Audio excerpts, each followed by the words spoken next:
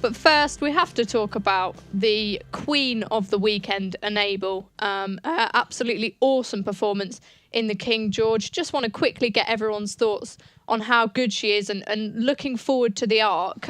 Paul, first off, can we get some Arc prices, please? Yeah, she's 2-1 favourite, Maddie, Enable, after that scintillating performance. 6-1 Almanzor, 7 Bramito, 8 Satano Diamond, and it's 12-1 Bar. Okay, brilliant. Justin, I'll go to you first. Obviously, Enable, she was getting that weight from the other horses, but she was pretty spectacular, wasn't she? Visually very impressive. I think you'd have to have some sort of doubts over the form, though, wouldn't you? I mean, Ulysses is probably better at 1.25 miles. Idaho is a plotter and probably a cup horse for next year. Highland Reel didn't handle the ground at all. On saying that, she was visually very impressive, but I think you still have to have some. No, she couldn't have done any more than she did. That's quite correct. But I think I'd have a measure of doubt about those that finish behind her for various reasons. But no, she could do no more than she did, and she's a worthy favourite for the Arc. But she's not going to be winning the Arc by 4 or 5 lengths. Do you fancy any of the ones in behind to reverse that form? Do you think something like Highland Reel, looking at the Arc, could be better value?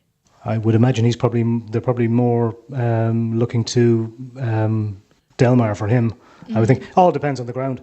If it's soft ground or anything even approaching that in France, Highland Reel won't run, and a lot can happen between now and then. But I'd be very interested to see what Almanzor is capable of when he comes back, really? if he comes back. Of the 3-year-olds, Enable is clearly the best, but. I'm still struggling to believe, a bit like the doubting Thomas here, but I'm still struggling to believe that she's that much better than the older horses when it comes to maybe possibly good ground in Paris in October. Though indeed it might be the same as it was on Saturday at Ascot, ground-wise anyway. Yeah, exactly. Obviously looking forward to the Arc. 3-year-old fillies have a tremendous record. Watsy, is it something that you'd be looking at and thinking, I want to take her on, or do you just think with the weight she gets and the sort of horse she is, she's a very strong staying type, that she'll love it, or... It's tricky. When did she start off? Chester, wasn't it? Chester's May meeting she started off, and she's obviously brilliant and in a rich vein of form at the moment.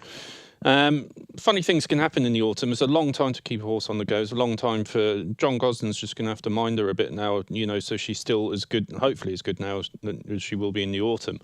So she doesn't go off the boil. But you can't argue with what she did at the weekend. Yeah, she was getting weight, and a couple of those wouldn't have, handled the ground, as Justin said, but she would probably want it better as well, but she still coped with it. And the fish and water diet that Frankie was on all week obviously paid dividends. But the only and it is the only quibble I've got about her for the Arc at the moment, is her price. Would I want to take 2-1 about a horse, in the first week of October when we're not even in August yet? No, I probably wouldn't.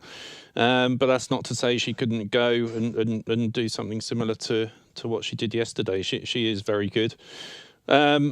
And I'm pleased that Connections were rewarded. They could have taken the soft option and gone for the Yorkshire Oaks. They took the brave route. They took on the boys, and she delivered. And so hats off to John Gosden and team for taking that decision.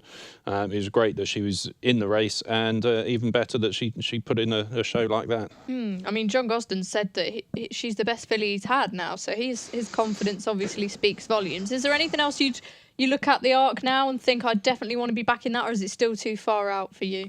It's still too far out. I mean, some of the ones in behind, I thought Ulysses emerged with great credit again, but I'm sure he's probably better at 1 mile and 2, so maybe the Champion Stakes for him. Maybe one for the Breeders' Cup or something like that. Yeah, quite possibly. Highland Reel obviously didn't go on the ground, and to a lesser extent, Idaho probably didn't either. But, another big up to Aidan O'Brien here as well for bringing the horses over and letting them race, because it would have been easy to pull the pair of them out once it started raining again on Saturday. But he let them take their chance.